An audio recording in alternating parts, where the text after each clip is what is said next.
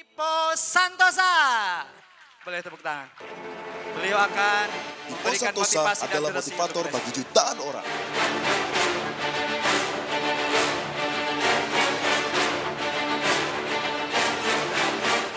Terlaris nomor 1 di Indonesia.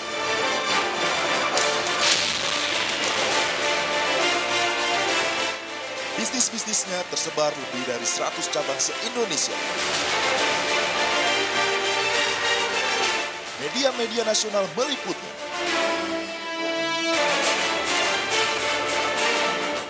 Mari kita sambut motivator kita, Ipo Santosa. Ya, Assalamualaikum warahmatullahi wabarakatuh. momen yang indah ini dipersembahkan oleh Darut Tauhid Peduli, disponsori oleh CIMB Niaga Syariah, Majelis Taklim Hijratul Kafah, Wakaf Darut Tauhid, Warung Darut Tauhid, dan MQ Travel. Dan media partner 165 Organizer Menara 165, Mas Ipo Santosa. Oke, saya ada sapaan khas. Kalau saya bilang satu, tepuk tangan satu kali boleh? Lampunya nyalain aja boleh semuanya nih. Ya, satu. Kalau dua, tepuk tangannya dua kali boleh? Oke, dua. Kalau tiga, tiga kali. Tiga. Nah, kalau empat kita nggak usah tepuk tangan.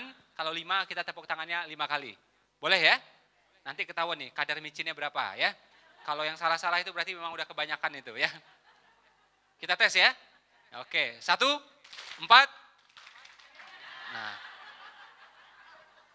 berat ini tugas saya hari ini ya. Masya Allah udah. Oke, ibu-ibu soalnya udah penuh memorinya ya. Satu isinya lengkuas, kunyit ya, susu anak, popok anak ya, kopi suami. Sekarang ikut seminar lagi, Masya Allah. Boleh kita berdiri sebentar boleh? Ya biar lebih fresh ya. Madep ke sana semuanya boleh? Nah sudah tahu kan apa yang harus dilakukan ya. Silakan pijit teman di depannya. Ya, yang keras, yang ikhlas, sambil didoakan sehat. Ayo suaranya sehat, kaya, lunas. Nah itu yang paling penting ya. Ini muka-muka cicilan banyak saya lihatnya di sini. Oke balik kanan, pembalasan lebih kejam. Sampai sendawa, gitu loh. Ini namanya latihan buka usaha. Usaha apa? Refleksi. Doakan sehat, mapan, lunas. Oke, salaman. Ya, bilang makasih ya, bilang. Kasih tips dong ya. Ya, boleh buka screen saya aja boleh? Nggak usah videonya, orangnya kelihatan jelas kok. Ngapain di shoot lagi? Oke, saya sering bagi-bagi artikel, bagi-bagi e-book bahkan ya. E-book gratis. Ada yang mau kira-kira e-book ini? Ada yang mau kira-kira? Biasanya saya jual 60.000, 70.000 ini gratis. Kalau Bapak Ibu mau silahkan add ke WA. Boleh? Lanjut lagi buka. Ini WA, satu lagi buka. Ya, ini WA saya. Silahkan di add. Tapi mohon sabar.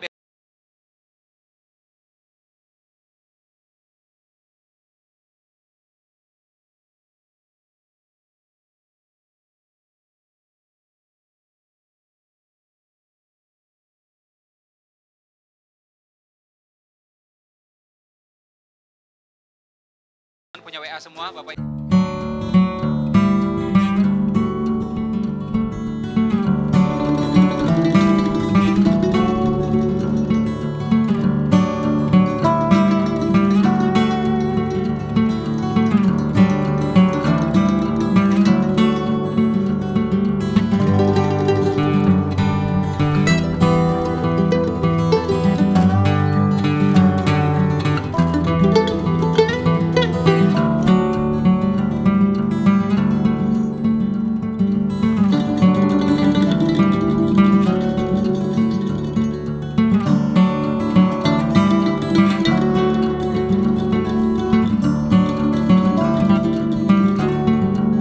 Kering-kering, 200.000 itu ya. Nah, 2 kali bunyi soalnya.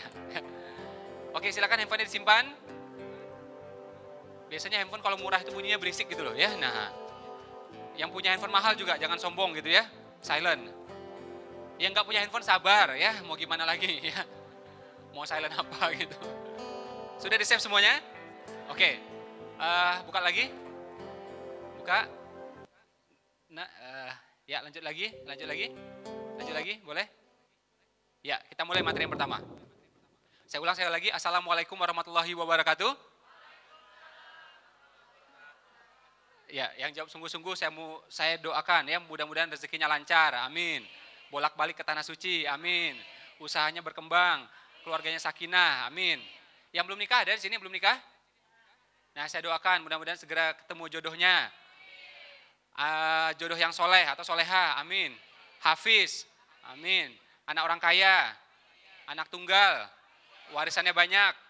Bapaknya udah berumur. Amin aja. Niat itu agar kita bisa ngasih warisan ke orang, gitu niatnya, ya. Sip ya? Oke, satu berapa kali tepuknya? Oke, satu, tiga. Oke, alhamdulillah. Jadi saya awali dengan harta, ya. Jadi rezeki itu luas, tapi kali ini saya langsung bahas tentang harta saja. Karena saya lihat di sini pada demen duit semua ini, ya. Nah, sekali lagi, rezeki itu luas, kesehatan iya, nama baik iya, semuanya iya, oke? Tapi yang kali ini sesi saya khusus bahas tentang harta. Kira-kira boleh punya harta? Ayatnya bilang berjuanglah dengan harta dan jiwa. Bahkan harta diletakkan di depan. Ya, jadi ini Al-Quran agak beda sama yang lain ya, bahkan beda juga dengan hadis. Al-Quran itu kalau diletakkan di awal, kemungkinan besar itu lebih utama ketimbang yang seterusnya. Contoh, dirikan sholat dan bayar zakat. Berarti yang mana yang lebih utama? Sholat. Dirikan sholat dan sembelih hewan kurban. Berarti sehebat-hebatnya sembelih hewan kurban tetap lebih baik, tetap lebih hebat, lebih utama sholat. Berjuanglah dengan harta dan jiwa. Hartanya diletakkan di depan. Saya mikir ini, kok harta di depan coba? Karena menurut saya jiwa lebih penting, benar nggak? Ternyata jiwa andai kata tidak ada sekalipun, meninggal sekalipun, hartanya bermanfaat. Buat apa? 3W. Buat apa? 3W. Apa itu? Waris, wasiat, wakaf. Ya, jadi jiwa sudah melayang sekalipun, ya sudah dipanggil sekalipun, tapi hartanya masih bisa terus bermanfaat. Ya, nah Islam sama sekali tidak tabu dengan harta. Bahkan saya belajar kitab-kitab yang lain, masya Allah ya, Islam agama yang sangat serius ngomong tentang harta. More than others, lebih daripada yang lain. Kok masih mau tahu? 9 tahun saya pelajari, makanya saya tahu. Ya, Islam sangat serius soal harta. Ya, nah kita akan cek satu persatu. Jadi memang ada amal-amal yang menuntut harta. Betul apa betul? Contohnya apa? Haji, umroh, akikah, kurban, zakat, sedekah, wakaf, betul? Nah, apalagi wakaf. Wakaf itu di zaman Rasulullah, di zaman sahabat, itu properti. Nggak ada namanya wakaf tunai. Properti. Jadi sedekah properti coba. Kita boro-boro sedekah properti. Ya, KPR nggak lunas-lunas. Tenor lagi. Ya, gimana mau wakaf coba? Nah, akhirnya ulama istihad, dilahirkanlah namanya wakaf tunai. Ya, tapi awal-awalnya, ya, kalau kita baca hadisnya bagaimana Umar menemukan kebun, bagaimana Utsman membeli mata air, itu semuanya adalah properti. Semua apa? Properti yang sebenarnya. Ya, jadi itu satu hal ya, haji, umroh, akikah, kurban, zakat, sedekah, wakaf. Boleh diulang tadi apa saja amalan terkait harta tadi? Boleh diulang? Haji, umroh, akikah, kurban, zakat, sedekah, wakaf. Itu terkait harta semuanya. Makanya kalau tanpa harta ya sulit ini semua bisa terlaksana. Bisa ya bisa tapi sulit. Betul Pak betul? Orang miskin misalnya mau umroh bisa tapi panjang ceritanya. Tapi kalau orang kaya yang soleh bisa umroh dan mengumrohkan. Betul Pak betul? Bisa haji dan menghajikan. Betul Pak betul? Nah niatkan agar kita bisa mengumrohkan orang lain. Saya percaya di sini teman-teman Bapak Ibu ya insya Allah sudah umroh sudah ke tanah suci. Tapi apa nggak pengen mengumrohkan orang setiap bulannya? Apa nggak pengen mengumrohkan guru-guru ngaji? Para ustadz, para ulama, ya mereka yang memuliakan masjid. Kalau bisa lewat kantong kita semua itu. Jadi kita bisa dapat umroh, dapat pahala umroh tiap minggu bahkan. Berangkat umrohnya mungkin per 2 tahun, tapi pahala umrohnya tiap minggu bisa insya Allah. Karena wasilahnya lewat keringat kita, lewat tangan kita. Nah ini fadilah harta yang memang tidak bisa pakai cara yang lain. Ayatnya berkali-kali bilang berjuanglah dengan harta dan jiwa. Pertama buat amal. Pertama buat apa tadi? Terus kita lihat teladan-teladan kita. Rasulullah itu dagang 25 tahun. Berapa tahun? Itu bukan sebentar. Bukan sebentar. 25 tahun. Ya, sementara Khadijah kita tahu adalah pengusaha yang bahkan lebih kaya daripada Rasulullah. Betul Pak betul? Ini teladan kita semua ini. Sekarang kita cek pakai nalar. Pakai apa? Ada orang dagang, orang Jakarta, orang Bogor, orang Bekasi, dagang 25 tahun. Kira-kira setelah 25 tahun miskin atau kaya? Kemungkinan besar kaya, benar nggak? Orang dagang 25 tahun, jujurnya luar biasa, giginya luar biasa, bahkan dibimbing sama mentornya, dibimbing sama pamannya. 25 tahun kemudian kemungkinan besar pasti kaya. Betul Pak, betul. Makanya mas kawin sama Khadijah itu puluhan onta, ditulis di macam-macam kitab, ya, sering diulas juga oleh ulama. Ketika menikah sama Aisyah, tertulis di hadis riwayat Muslim, itu beliau memberikan 500 dirham, jadi sekitar 40 juta rupiah. Jadi Rasulullah pernah miskin, pernah kaya. Tapi ini cuplikan kayaknya ini. Nah di Indonesia cerita yang beredar tuh Nabi itu miskin aja terus. Perutnya diganjal pakai batu, itu terus yang dibahas. Ya, tidurnya pakai pelepah daun yang kering, itu terus yang dibahas. Tapi bagaimana kayaknya nggak pernah dibahas. Kenapa? Karena kebanyakan kita miskin juga. Jadi perlu menghibur diri. Ya, nah dicari tuh cerita-cerita miskinnya, diulang-ulang terus itu. Bagaimana Nabi Rasulullah ya bersedekah kambing sampai satu lembah itu penuh dengan kambing, nggak pernah dibahas. Ya, bagaimana Nabi beli onta terbaik, Al-Qaswa nggak pernah dibahas. Bagaimana baju perangnya terbaik nggak pernah dibahas. Bagaimana pedangnya terbaik dan sampai sekarang masih ada di Museum Topkapi di Istanbul, di Turki, nggak pernah dibahas. Lihat pakai mata, ada tuh pedangnya, berbalut emas dan berlian. Jadi Nabi itu memang bajunya buat diri sendiri sederhana, alas tidurnya sederhana, makanan dia kasih orang, dianya puasa. Tapi sesuatu yang perlu untuk perjuangan beliau cari yang terbaik. Baju perang terbaik, pedang terbaik, ontanya terbaik. Ontanya Al-Qaswa, onta termahal di zamannya. Ya. Nah, jadi kita mesti fair terhadap sejarah, mesti fair ya bahwa memang ada sisi Rasulullah yang memang hidupnya pas-pasan. Ya, ketika beliau diboikot itu susah, ketika beliau pamannya meninggal, istri meninggal itu juga susah, ketika beliau jadi penggembala itu susah, tapi kalau beliau dagang 25 tahun, insya Allah beliau pasti kaya. Ya. Itu tertulis dalam sejarah. Nah, itu teladan kita. Khadijah juga. Terus kita lihat juga 4 khalifah, 3 pengusaha, 3 kaya raya. Betul apa betul? 10 orang dijamin masuk surga, 7 kaya raya. Cek sejarah kalau nggak percaya. Penyebar agama Islam di Nusantara siapa? Saudagar-saudagar, kaya-kaya. Betul apa betul? Bantah nih kalau bisa nih. Bantah nih fakta yang saya omongin ini coba. Bantah coba kalau bisa. Ya, ulama manapun sepakat penyebar agama Islam di Nusantara adalah saudagar-saudagar. Betul? Jadi usahanya udah berkembang banget sampai akhirnya ekspansi ke Nusantara, Masya Allah. Ya, nih Nabi, istri Nabi, 3 khalifah, 7 orang dijamin masuk surga, penyebar agama Islam. Wali Songo, wali yang pertama, siapa namanya? Maulana Maghribi. Apa profesi beliau? Pengusaha, saudagar. Bahkan wali yang lain beliau yang biayain. Fakta sejarah ini. Ya, Wali Songo. Pendiri Muhammadiyah, siapa? Kiai Haji Ahmad Dahlan. Apa profesi beliau? Pedagang juga, kaya. Pendiri NU, siapa? Kiai Haji Hasyim Asy'ari. Apa profesi beliau? Pengusaha kaya. Jadi dari A sampai Z, itu contohnya mapan-mapan semua, lumayan semua duitnya. Yang duitnya mepet siapa? Nih, muka-mukanya nih sebagian nih ya. Ada yang punya utang di sini ada? Nggak usah dijawab, kelihatan ya dari ininya, iras-irasnya. Pengen lunas utangnya? Pengen dikasih tahu amalannya apa? Dibayar. Ya, nah, lunas. Ya. Beneran. Nah, cara bayar ada 2. Ini penting. Kalau mau dicatat boleh ya, di handphone tulis boleh, di kertas juga boleh. Ya, cara bayar ada 2. Pertama, bayar langsung ke orangnya. Kedua, transfer. Ya, dicatat. Catat itu. Gimana mau jadi pengusaha? Gampang ditipu ya. Aduh, ya. Ini amal, ya. Kemudian teladan juga sudah kita bahas. Belum lagi dari segi manfaat. Ada orang miskin yang soleh, ada orang kaya yang soleh. Kemungkinan besar manfaat yang lebih luas yang mana? Kemungkinan besar kaya soleh. Jadilah kita yang seperti itu. Apalagi Nabi bilang, mukmin yang kuat lebih disukai Allah. Benar nggak? Kuat apanya? Semuanya, fisiknya, ilmunya, amalnya, nafkahnya. Nabi perutnya six pack luar biasa. Ya, menggendong Aisyah pun kuat lama-lama. Ya, jalannya cepat luar biasa. Fisik beliau kuat. Usia 62 tahun, beliau kurban berapa? 100 onta. 60 beliau potong sendiri. Bayangkan ya, kakek-kakek umur 62 tahun, ya, umur 60 tahun potong kurban, ya, onta 60 pakai tangan sendiri coba. Kelihatan kayanya, kelihatan kuatnya. Usia 62 tahun. 60 sama Nabi, 40 diteruskan potongnya sama Ali. 100 hewan kurban. Ya. Masya Allah itu. Jadi fisiknya kuat juga. Mukmin yang kuat lebih disukai Allah. Ya. Salah satu hikmah kenapa laki-laki ketika tawaf itu ihramnya dibuka kan sebagian? Ya. Karena kalau ikuti hadis Nabi beneran, ikutin sunnah Nabi beneran, itu pada tegap-tegap semua. Kalau ditegap-tegap semua, ini dibuka, orang gemetar semua itu. Ribuan lagi muter, kelihatannya otot semuanya. Orang gemetar lihat Islam. Ya. Nah kalau sekarang kan enggak, yang ini kayaknya waduh, ini kayak lemak berlebih gitu kan. Ini juga kayaknya kekurusan, gimana mau ada wibawa jadinya. Ya. Nabi kuat. Masya Allah ya, guru kita Agim itu saya lihat sendiri push up 100 kali non-stop. 100 kali non-stop. Habis push up, cep, langsung lari ngisi ceramah.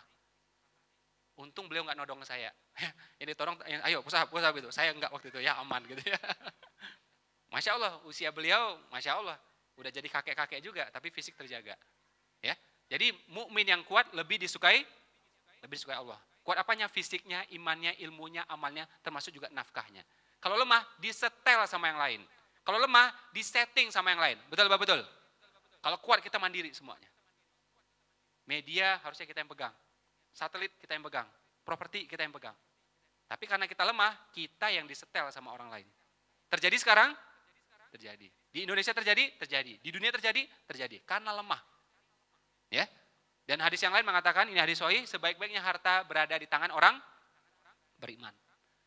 Penting ya, saya ulang sekali lagi, sebaik-baiknya harta berada di tangan orang beriman. Jadi kalau kita sudah beriman, baiknya berharta. Agar banyak hal yang bisa kita kendalikan. Betul, betul. Kalau kita lemah hartanya, kita dikendalikan sama mereka. Ya. Snuk Hugronje, ya, ratusan tahun yang lalu pernah nulis di bukunya The Acenes, orang-orang Aceh. Ya, Snuk Hugronje. Pentolan Belanda. Beliau cerdas, ilmuwan, ya. Beliau kasih sebuah gagasan yang sampai sekarang gagasan itu walaupun kita nggak suka tapi terjadi di sekitar kita. Beliau bilang apa? Muslim-muslim Aceh, khusyuklah kalian beribadah di musola. Kebun-kebun urusan kami. Dia pisahkan. Ya, jadi seolah-olah Islam itu cuma di musola, di masjid. Ya. Kebun-kebun, properti urusan kami. Ini cara dia untuk memisahkan Islam dengan harta, Islam dengan kekuasaan. Ya. Kita anggap ini jelas-jelas pembodohan. Tapi kita lihat zaman sekarang, ada nggak orang Islam yang cara pikir seperti itu? Ada nggak? Banyak. Pokoknya udah ibadah aja, zikir dipegang, ya pengajian ikut, sholat dijaga, tiba Ramadan ya puasa. Kalau namanya bisnis atau ekonomi, udah itu melalaikan semuanya. Ada yang seperti itu sekarang? Banyak. Ya. Padahal orang soleh ini yang harus menguasai harta, benar nggak? Agar harta tuh untuk baik-baik jadinya. Kayak misalnya Bapak Ibu di sini, punya harta, buat apa? Paling banter bikin majelis zikir, benar nggak? Nggak mungkin bikin apa? Meja biliar, nggak mungkin kayak gitu. Ganti-ganti file crashing, nggak mungkin kayak gitu. Ya. Nah, makanya sebaik-baiknya harta berada di tangan orang beriman. Kalau kita sudah beriman, usahakan memiliki hartanya. Betul apa betul ini? Ada yang nggak setuju? Ada yang pengen tetap ini? Nggak apa-apa masih saya biar miskin aja, biar miskin yang penting bahagia. Ada yang ngomong kayak gitu? Apapun omongannya saya aminkan, nggak apa-apa. Jadi kalau pengen tetap miskin, is okay, saya aminkan juga, amin, udah. Ya, terutama buat laki-laki. Nggak ada ceritanya laki-laki lemah. Ya, laki-laki itu tugasnya apa? Menafkahi. Tugasnya apa? Tidak percaya, buka nanti buku nikahnya halaman terakhir sebelah tengah. Ya. Kalau Ustaz Adi kitab menghafal. Kalau saya buku nikah aja dulu dihafal ya. Bagian belakang tengah. Ada tulisannya tuh, sighat takhlik. Barusan tadi saya ikut pengajian beliau, makanya tadi saya datangnya agak pas-pas ya. Telat maka agak, tapi pas-pas. Itu ada buku nikah itu di bagian tengah, bagian belakangnya itu, sighat takhlik, itu artinya apa? Mohon maaf ya, 3 bulan lalai penafkahan. Mohon maaf, artinya istri keberatan, itu cerai. Buku nikah. Begitu kita selesai akad nikah, itu dibaca lagi, biar kita paham. Karena memang penafkahan 100% tanggung jawab laki-laki. Wanita boleh cari nafkah? Boleh, tapi tidak ada kewajiban menafkahi dirinya sendiri, tidak ada. Apalagi sampai membiayai anak, rumah, perabot semua, sampai motor, mobil, nggak ada ceritanya. Laki-laki semuanya itu. Ya, terus nafkah kemana lagi? Ke orang tuanya, laki-laki juga itu. Nggak ada ceritanya uang dari istri ke sana tuh nggak ada sebenarnya. Biar paham nih laki-laki, banyak laki-laki nggak paham. Ya, ngandalin uang istrinya.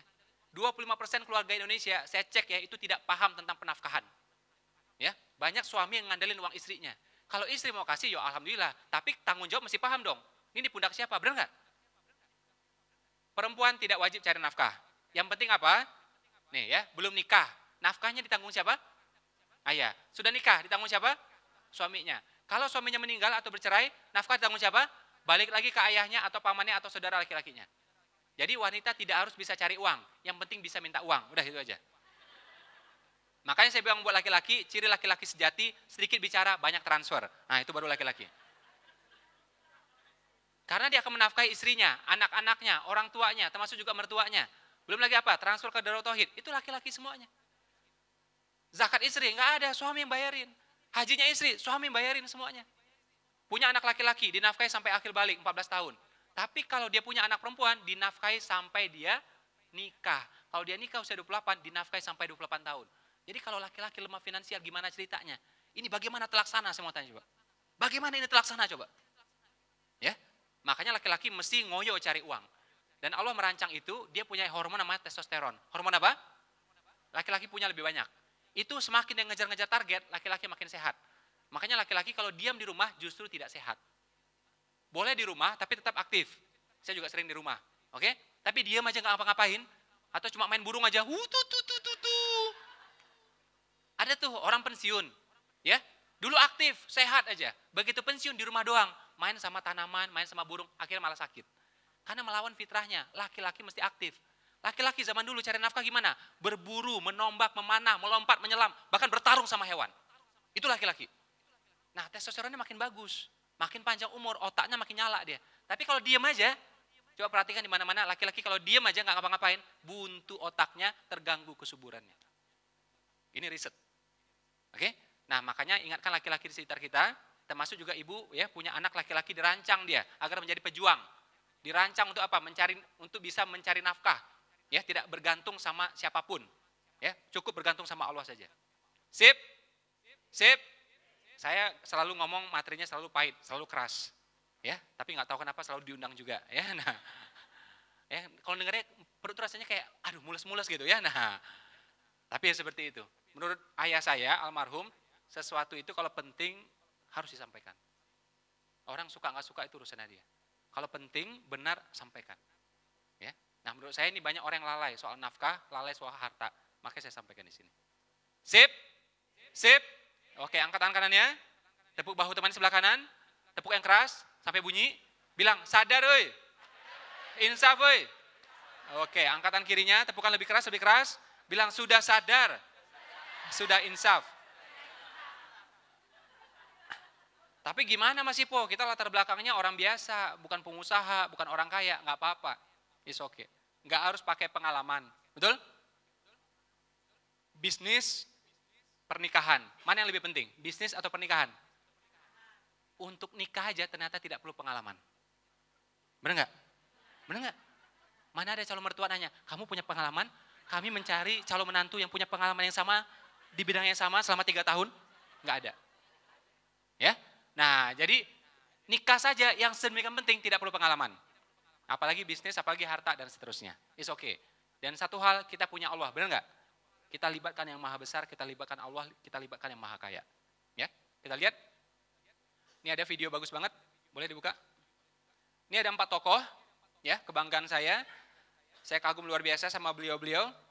Latar belakangnya berbeda, ya. Waktu hidupnya juga berbeda, ya. Bidangnya juga beda-beda. Tapi satu hal persamaannya, apa itu? Ada yang tahu? Kita lihat ya videonya. Boleh buka?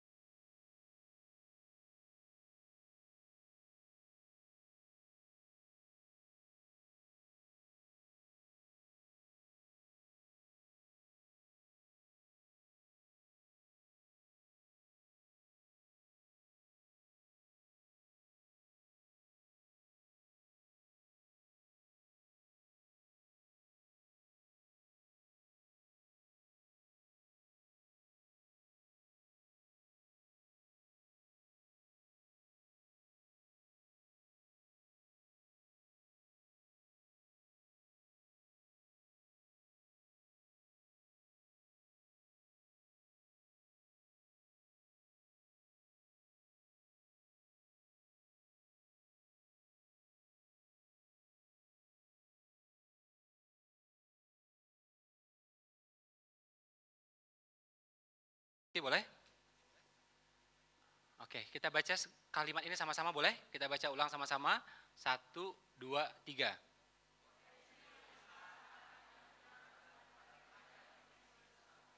Ya, saya ulang. Potensi yang besar akan dititipkan, akan dianugerahkan kepada mereka yang bermimpi besar, yang bermisi besar. Jadi kalau kita mikirnya buat perut kita saja, dapur kita saja, ya Allah kasih segitu. Ya. Tapi kalau kita berpikir besar untuk bangsa, untuk umat, untuk orang banyak, nah mungkin Allah akan titipkan sesuatu yang berbeda buat kita. Ya, jadi mulai sekarang apapun kemampuan kita, apapun latar belakang kita, seminim apapun resources yang kita miliki sekarang, ya, miliki impian yang besar, miliki misi yang besar untuk orang banyak, ya.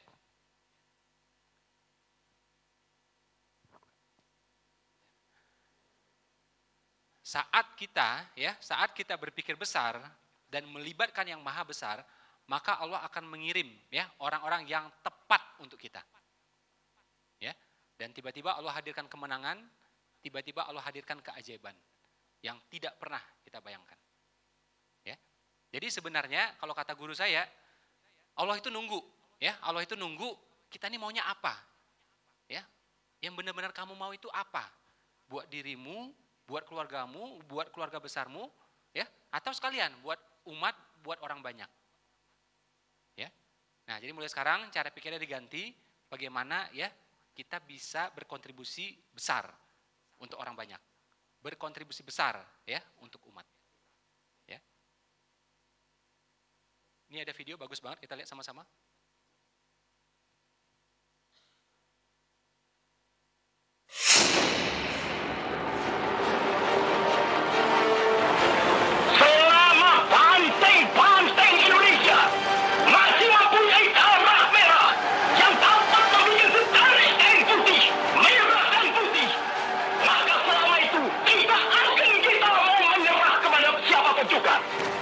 Saudara-saudara rakyat Surabaya, siaplah keadaan genting. Tetapi saya peringatkan sekali lagi, jangan mulai menembak. Baru kalau kita ditembak, maka kita akan ganti menyerang mereka itu. Kita tunjukkan bahwa kita ini adalah benar-benar orang yang ingin merdeka. Dan untuk kita saudara-saudara, lebih baik kita hancur daripada tidak merdeka.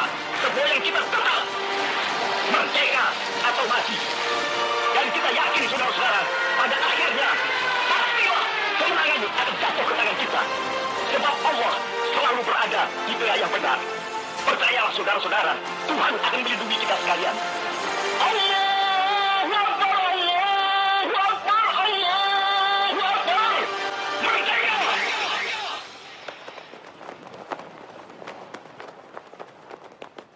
Ada yang tahu siapa nama beliau?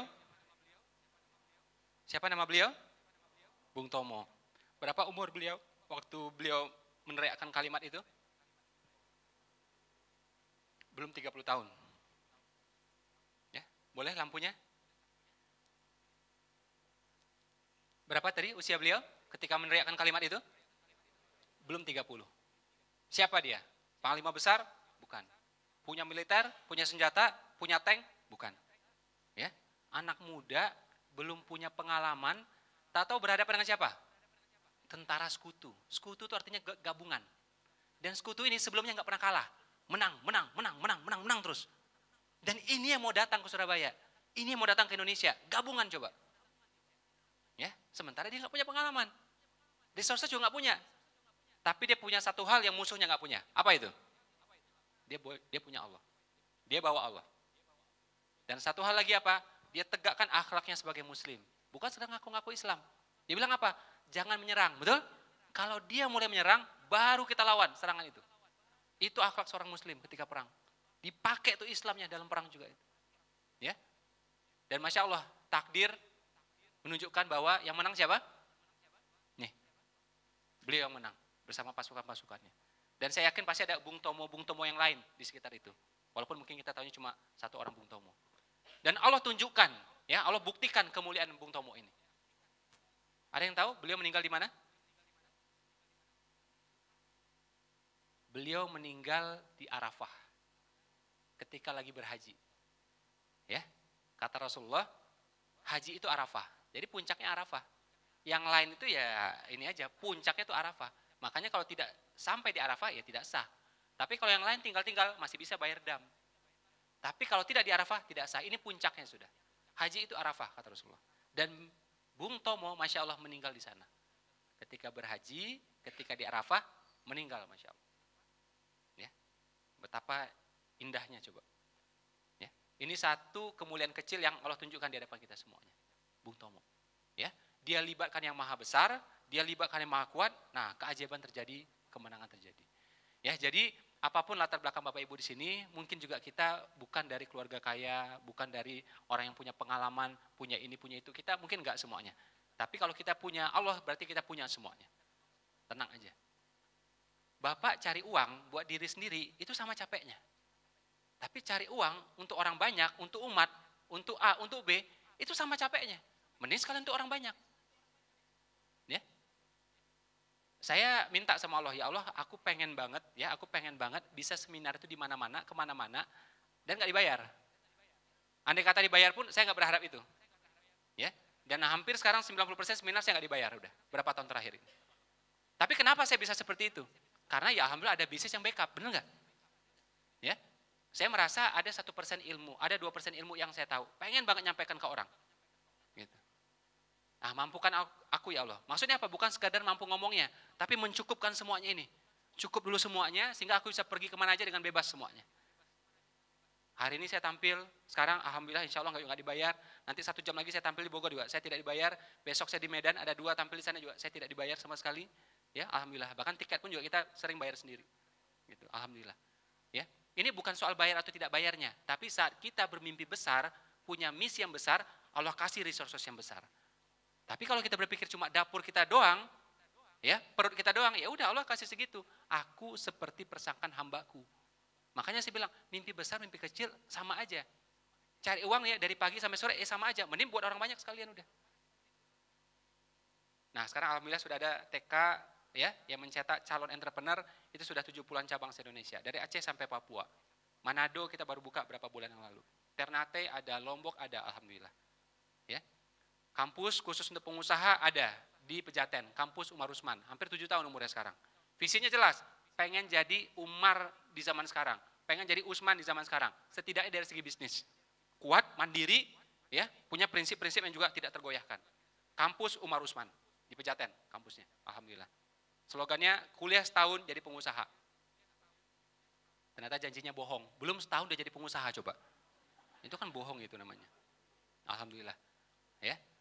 Nah, kita bikin lagi bersama sebuah lembaga pesantren Khadijah. Khadijah pengusaha, womanpreneur. Ya, dan beliau Masya Allah kekuatannya.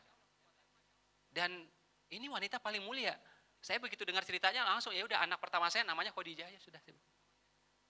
Nah, begitu lahir anak pertama perempuan udah namanya Khadijah. Wanita yang nomor 2 paling mulia siapa? Fatimah. Anak saya yang kedua udah namanya Fatimah juga udah selesai. Ya. Nah, kita bikin pesantren itu, pesantren Khadijah. Tujuannya 2, memuliakan para wanita, memuliakan Khadijah. Abadikan namanya di sana. Nah, saya bikin macam-macam nih semua. Ya, macam-macam seperti ini. Kalau misalnya kita lemah finansial, ini kan repot, benar nggak? Kita bisa galang dana, tapi harusnya dari kantong kita juga keluar. Ya, dan kita kemana-mana tuh kalau bisa ya kita udah mandiri beneran, gitu, insya Allah. Nah, jadi teman-teman niatkan seperti itu. Apalagi ibu-ibu, niatkan agar anaknya lahir seperti itu. Agar jadi pejuang beneran. Kita udah capek, kita udah bosen dengar anak pengen apa cita-cita cuma jadi, mohon maaf ya, jadi dokter doang, jadi pengusaha doang, ya, jadi entrepreneur doang, jadi ya kayak gitu-gitu kita udah capek. Ya, yang kita perlukan saat ini adalah apa? Entrepreneur yang apa? Yang berjuang untuk umat. Itu yang kita perlukan sekarang. Kalau sudah pengusaha, notaris, pengacara udah banyak di luar sana, rebutan malah udah di sana itu. Tapi yang mentalnya untuk orang banyak, ini masih sedikit nih. Pastikan lahir dari rahim kita. Pastikan hadir dari rumah kita. Dan kita kasih contoh buat anak-anak kita. Sip? Sip? 1, 3. Oke, lanjut. Kurang kencang, lanjut. Oke, kita buka lagi, yuk. Ya, jadi menang atau belum menang, ya, kaya atau belum kaya, sekiranya kita melibatkan Allah, maka kita akan mendapatkan apa? Keberkahan. Mungkin keuntungan materi belum kita dapatkan, tapi kalau berkah, kita akan mendapatkan keuntungan yang lain. Seperti apa tadi? Nama baik, persahabatan, dan pengalaman, insya Allah. Ya, oke. Saya panggil lagi, 1, 3. Oke, saya mohon ya Bapak Ibu, tepuk tangannya seperti anak kecil boleh? Anak kecil itu kalau tepuk tangan, tangannya bergerak beneran. Ya, jadi bukan seperti Miss Universe. Ini Miss Universe ini. Bergerak beneran. Ya, matanya juga terang benderang, menyala gitu ya, berbinar-binar, dan dari mulutnya keluar suara. Yeay gitu. Boleh kita tepuk tangan seperti anak kecil boleh? Oke, 1, 2, 3. Kurang kencang, 1, 2, 3. Lagi. Lebih kencang. Lebih panjang. Oke ya. Kita masuk ke materi yang berikutnya. Boleh buka? Ya, ini satu hal yang jarang dibahas di mana-mana. Ya, saya mulai tahun 2020 ini bahas ini kemana-mana. Apa itu? Tentang ayah. Tentang ayah. Kalau tentang ibu, wah udah banyak Masya Allah. Ya, saking populernya hadis, cerita, kisah, film, lagu tentang ibu, akhirnya peran ayah itu nggak kelihatan. Saya nulis tentang ayah, ibu banyak. Seminar tentang ibu banyak banget sudah. Nah, sekarang saya tiba saatnya ngomong tentang ayah. Jadi ayah itu Masya Allah ya. Ayah itu ya, itu adalah hero in silence. Pahlawan yang bergerak dalam senyap. Dalam sepi nggak kelihatan. Anak jatuh ya, sampai parah. Ibu gimana reaksinya? Langsung nangis, benar nggak? Dia tunjukkan empatinya, dia tunjukkan sayangnya. Ayah, risau nggak? Risau juga. Cemas nggak? Cemas juga. Tapi dia tenang. Ya, saya kalau anak jatuh gitu, saya cek dulu, yang kena apa tadi? Kalau kepala berarti agak parah. Kalau cuma siku, lutut, udah saya biarin aja nggak apa-apa. Siku ya? Oke, lain kali hati-hati. Oke? Nangis tuh. Tapi kita ngajarkan ketegaran buat dia. Jangan mudah mengeluh. Ya. Saya pulang dari mana-mana ya. Begitu sampai di rumah, tuh saya lap muka saya. Tidak boleh anak saya ngelihat saya itu kecapean banget, nggak boleh. Capek boleh, tapi kalau kecapean banget nggak boleh dia lihat. Ayah ini leader, kepala rumah tangga, benar nggak? Hope, harapan. Leader itu kata Obama adalah hope, harapan. Jadi jangan sampai dia lihat kita ini kuyu, lemah, mau berharap kemana coba? Harus ditunjukkan ketegaran. Itu ayah. Ya, dan itu juga yang diajarkan oleh almarhum ayah saya ke saya. Beliau meninggal tahun 99. Ya. Nah, jelas ya, ayah itu memang tiada tandingnya memang. Maaf ya, saya ulang, maaf ya, ibu itu tiada tandingnya. Ya, ibu itu tiada tandingnya. Tapi yang memilihkan ibu untuk kita siapa? Ayah. Ada 2 miliar wanita di luar sana. Ada 3 miliar wanita di luar sana saat ini. Kenapa dia pilih ini untuk jadi istrinya? Akhirnya menjadi ibu kita. Yang memilih itu ayah itu. Hadisnya bilang ibumu, ibumu, ibumu. Kemudian ayah. Ini hadis bukan matematis. Kasih buat ibu 1 juta, 1 juta, 1 juta. Total 3 juta. Ayah 1 juta ya. Bukan gitu. Ini diajak jalan ke Lombok, ke Bali, ke Manado. Yang ayah sekali ya. Bukan gitu. Diajak semua. Dikasih semua. Tapi memang keutamaan ibu itu 3 kali. Ya, jadi bukan matematis ini. Ya, ini yang sering orang salah paham. Jadi apa-apa ibu semuanya. Barat tahu ini pentingnya luar biasa. Bahwa bagaimana hubungan anak itu, terutama anak perempuan. Siapa yang punya anak perempuan coba angkat tangan? Nah, itu peran ayahnya pentingnya luar biasa. Hubungan yang dekat ayah dan anak perempuan itu akan ngefek kemana-mana.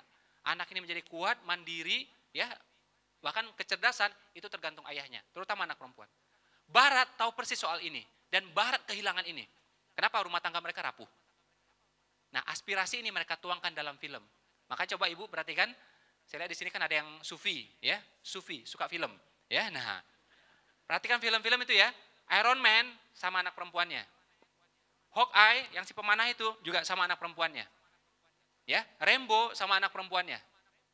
Cek semua film. Saya ngecek 90%, karena tiap Rabu saya nonton biasanya gitu ya. Maka saya tahu 90% itu ayah bersama anak perempuannya semua. 90% film. Lihat. Wolverine, Logan sama anak perempuannya juga. Nah, Barat tahu itu, tapi mereka kehilangan itu. Rumah tangga mereka rapuh. Mereka wujudkan aspirasi itu melalui apa? Melalui film.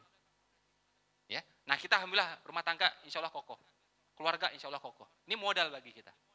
Ya, nah jadi ayah itu nggak main-main ya, dan ayah itu mengajarkan ketegaran, dan ada lagi nih orang jarang paham apa itu? Ada beberapa sifat Allah itu hanya ayah yang bisa menunjukkan dengan paripurna. Kalau ngajarin semua orang bisa ngajarin, Tapi menunjukkan sampai meresap di hatinya, sampai dia paham itu ayah. Contoh, sifat Allah yang namanya Ya Aziz, Ya Jabbar, Ya Zulzalali wal Ikram, Ya Qawi, benar nggak? Maha kuat, maha perkasa, maha menetapkan, maha berkehendak. Ya, nah itu ayah yang bisa, benar nggak? Dan itu nggak perlu diomongin, harus tegar, harus kuat enggak. Tapi dari sikap ayah ketahuan, oh ini tegar, oh ini namanya berketetapan, ya, oh ini namanya berkehendak. Nah itu biasanya dari ayah juga, ya. Makanya para ayah ya itu ini nggak main-main. Dan itu yang juga diajarkan secara tidak langsung oleh ayah kita kepada kita. Betul betul. Ya, saya bilang ayah kita pasti nggak sempurna. Tugas kita berbakti. Dia beda agama dengan kita, tugas kita berbakti. Dia pernah menelantarkan kita, pernah meninggalkan kita, bahkan mungkin pernah menempeleng kita, tugas kita berbakti. Kalau dia nggak benar, dia akan dihisap dengan tidak benarnya. Tapi tugasnya anak tetap berbakti, selesai. Dan tidak ada namanya orang tua yang sempurna, benar nggak? 10 tahun lagi, 15 tahun lagi bisa jadi anak kita komplain tentang kita. Karena dia nggak apa-apa, pengasuhan kita nggak benar. Menurut penelitian yang berikutnya. Terus nanti si anak balas lagi ke kita, kapan selesainya coba? Makanya kalau ada orang tua yang nggak benar dulu ke kita, udah kita stop. Ya, biar nggak berulang lagi ke bawah. Udah stop aja, maafkan, berbakti, selesai sudah. Kalau kita berbakti, manfaatnya buat siapa coba? Buat kita, anak mencontoh, benar nggak? Pahala kita dapat. Dan kalau kita berbakti mengundang solusi, berbakti mengundang rezeki. Ya, jadi bakti itu buat kita. Sip ya? Sip? Sip? Oke, kita buka lagi, yuk. Buka lagi. Nih, ayah kita. Coba lihat benar-benar. Apa fungsinya? Apa fungsinya? Satu gambar, sejuta makna. Itu ayah kita. Ayah saya buruh. Kulitnya kayak saya gini, aslinya. Tapi karena lama di lapangan, beliau meninggal dalam kulit yang sangat-sangat hitam. Karena sering di lapangan. Namanya buruh, mau gimana coba? Manjat atap, manjat tiang dan semuanya. Ya udah kulitnya hitam seperti itu. Ya, beliau yang nopang hidup saya itu.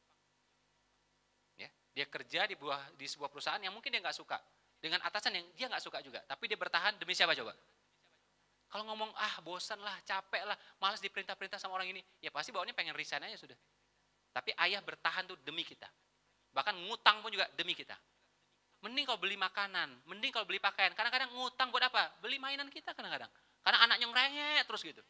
Nih kelakuan kita semua nih, kelakuan saya juga dulu. Ya, nah itu ayah. Ya, jadi ibu jelas ya, tiada tandingnya, tiada duanya, tapi jangan lupakan ayah. Ya, ayah sangat-sangat utama dan banyak kemuliaan di balik ya bakti kepada ayah. Kita lihat lagi ya. Ini terkait rezeki ya, saya bahas ini terkait rezeki. Buka lagi. Jadi ini kisahnya sahih. Saya pikirin dulu cuma cerita-cerita aja. Ini kisahnya sahih. Bagaimana 3 orang pemuda terkurung di gua, ya, nggak bisa keluar dari guanya, sudah doa, sudah dorong-dorong, pintunya nggak kebuka. Akhirnya apa? Mereka tawasul terhadap amal. Salah satu dari mereka bilang apa? Aku menyiapkan susu ya untuk orang tuaku, aku tungguin, bahkan aku lapar pun tetap aku pertahankan susu itu demi orang tuaku, ya, untuk ayah ibuku. Terus dia bilang apa? Ya Allah, kalau engkau anggap ini sebagai amal, bukakan pintu gua ini. Ya, doanya didengar, pintunya kebuka. Ini hadis sahih ini. Ya, jadi berbakti sama orang tua itu bisa nolong kita, bisa membantu kita, bisa mensolusikan kita. Nih, misalnya. Ya, kita buka lagi. Jadi ini Masya Allah ya, hadisnya luar biasa ini. Saya tahu ini dari Ustadz Maulana. Ya, Ustadz Maulana. Jadi Ustadz Maulana itu nama ayahnya. Dia pengen setiap kali orang panggil nama itu ingat ayahnya. Kalau ada kebaikan dari dia menjadi amal jariah buat ayahnya. Karena itu dia sebut dirinya adalah Maulana, nama ayahnya. Gitu. Nah ini beberapa ulama sering kayak gitu. Kayak Mustafa Bisri, itu nama orang tuanya ya Bisri Mustafa. Ke atasnya lagi, Mustafa Bisri lagi. Dibolak-balik terus tuh nama. Biar kepanggil terus tuh nama orang tuanya. Jadi amal jariah. Jadi kalau ada kebaikan kecil di sini, mudah-mudahan ngalir ke sini juga. Dan seterusnya. Ya. Nah jadi, ini coba bayangkan baik-baik ya. Ini juga Ustaz Maulana ceritain ke saya. Dijadikan wajah kita ini mirip dengan ayah kita. Agar apa? Agar kita ingat beliau. Jadi setiap kali bercermin, apalagi ibu-ibu tuh suka kali kan, mau benerin make upnya kan, nah buka handphone gitu kan. Nah itu ingat ayahnya. Ini mirip-mirip ayahnya ini. Ingat ayahnya, mendoakan ayahnya, meneruskan kebaikan ayahnya, jadilah amal jariah buat ayahnya. Itu salah satu hikmah. Ya. Dijadikan wajah kita ini mirip dengan ayah kita. Dan entah kita laki-laki atau perempuan, pasti ada bin, pasti ada binti. Betul? Itu kemana? Ayah semua. Biar kita ingat ayah semuanya. Nggak bisa kabur udah. Ya. Sebenci apapun kita dengan ayah kita atau almarhum ayah kita, pasti binnya, pasti bintinya ke ayah. Benar nggak? Pasti sudah. Nggak bisa nggak sudah. Ya. Nah ini hadisnya Masya Allah ya, ini Bukhari Muslim, saya nggak pernah dibantah. Jadi kalau benci kita sama ayah, nggak suka kita sama ayah, atau durhaka sama ayah, kata Rasulullah seperti apa? Itu merupakan perbuatan kekafiran. Berarti kita menyangkal itu, binnya kita. Kita menyangkal bintinya kita. Ya. Sampai Allah setarakan apa? Dia nggak perbuatan kafir coba. Ya. Nah ini beberapa hadis ya, dan keutamaan tentang ayah. Yang mungkin kita jarang tahu, kita jarang dengar. Ya. Kita buka lagi. Ini ya, wujud ya durhaka seperti apa? Ya, wujud durhaka seperti apa? Macam-macam, membuat ayah sedih, membuat ayah kepikiran, ya, membuat ayah sakit hati, berkata kepada ayah, ya, kepada orang tua. Terus juga bermuka masam, tidak mengurusi ayah, oke, tidak mendoakan ayah dan seterusnya. Ini wujud-wujud durhaka yang mungkin kita sudah lakukan. Saya sudah lakukan. Lah Mas Ipo tadi janji bahasnya tentang rezeki. Iya, ini rezeki saya bilang. Kenapa berbakti mengundang rezeki?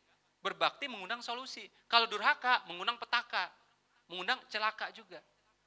Jadi Bapak Ibu di sini kalau pengen rezekinya bagus, salah satunya dari ini. Ya.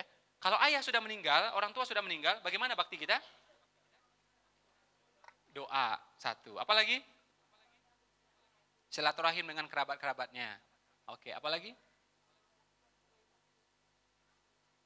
Nih, Bapak Ibu di sini senyum, ketemu temannya senyum. Kira-kira senyumnya dapat pahala nggak? Insya Allah mudah-mudahan dapat. Ya, itu orang tua juga dapat yang sudah meninggal. Karena dia yang ngajarin kita senyum, benar nggak? Itulah namanya amal jariah. Entar lagi sholat zuhur, dapat pahala nggak? Insya Allah dapat pahala. Orang tua dapat nggak? Itulah namanya amal jariah. Karena dulu dia pernah ngingetan, nak sholat, benar nggak? Setidaknya dia ngantarin kita ke sekolah, setidaknya dia membiayai kita ke madrasah, benar nggak? Jadi setiap kali kita sholat, amal jariah juga buat dia. Jadi tanpa Bapak Ibu niat kirim sekalipun, seluruh kebaikan yang dilakukan sekarang, itu insya Allah menjadi amal jariah buat beliau. Makanya kita sebagai orang tua memang berusaha, ya harus berusaha punya banyak anak. Tidak harus anak kandung. Boleh anak yatim, anak asuh, anak santri, anak angkat, silakan. Kalau anak ini kita bantu nafkahi semuanya, kita solehkan semuanya, itu pahalanya buat kita. Kita udah jadi bangkai, udah jadi belatung, ya udah masuk tanah, amal masih kerja keras buat kita. Banyakin anak. Ya. Nah sekarang kita sebagai anak, ya kita punya orang tua, mungkin sebagian sudah almarhum. Kalau pengen berbakti sama dia, ini Bapak Ibu S2 nggak ada gunanya, S1, S3 nggak ada gunanya, gelar tinggi-tinggi atau jabatan tinggi-tinggi bupati, wali kota nggak ada gunanya, miliarder juga nggak ada gunanya. Sampailah itu menjadi amal soleh, benar nggak? Kalau amal soleh baru ada gunanya buat orang tua yang sudah meninggal itu. Ya, harta nih numpuk doang, nggak ada gunanya itu buat ayah yang udah meninggal. Tapi kalau kita sedekahkan, kita wakafkan, kita bantu orang-orang yang kena banjir dan seterusnya, kira-kira manfaat nggak buat almarhum ayah? Manfaat insya Allah. Ya, jadi gelar, harta, semua nggak manfaat itu. Sampai jadi amal soleh, sampai jadi amal kebaikan. Ya, siapa yang sudah meninggal orang tuanya? Coba angkat tangan yang sudah meninggal. Nah, sama juga, ayah saya sudah meninggal. Ibu saya alhamdulillah masih ada, usia 74 tahun. Ya, beliau tinggal sama saya. Ya, jadi kalau di rumah itu, saya tinggal tuh ya sama ibu saya dengan mertua saya juga. Ya, jadi serumah tuh kita rame-rame semuanya. Ya, jadi kalau mudik itu cuma 2 menit saya. Ya. Cuma ya dari lantai 2, lantai 1 udah mudik udah selesai itu. Nggak sampai lah 2 menit ya. Nah, jadi yang sudah meninggal baktinya seperti itu. Kalau masih meninggal, nah alokasikan waktu kita, alokasikan uang kita. Nggak cukup pakai uang saja nggak bisa. Atau waktu saja nggak bisa. Semuanya, uang iya, waktu iya, perhatian iya, doa iya, semuanya iya.